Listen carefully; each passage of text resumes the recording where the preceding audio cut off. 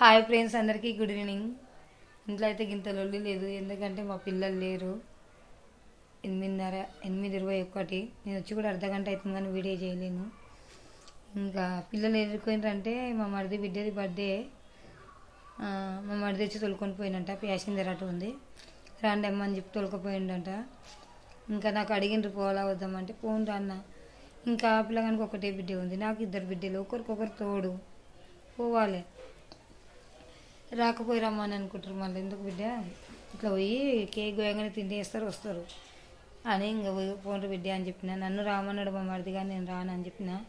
ఎందుకంటే యాస్టికి వచ్చిన అట్లుంది, ఆయన అక్కడ తిరిగి ఇక్కడ తిరిగా నేను రానని చెప్పిన.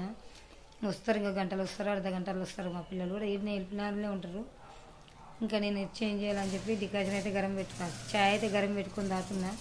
అన్నం వండిపోయినరు నాకు మా ఆయనకు. మా ఆయనకంటే బుద్ధి పని లేదా అన్నాడు, సాయంత్రం లేచిపోయినాడు తానికి. ఎక్కడికి వెళ్ళి వస్తాయి పని చేయండి, పైసలు చేసుకుంటాడు కానీ దొరకలే అని చెప్తాడు. మళ్ళీ మాకు అదే తిప్పలు వచ్చింది, బాధల మనమయ్య.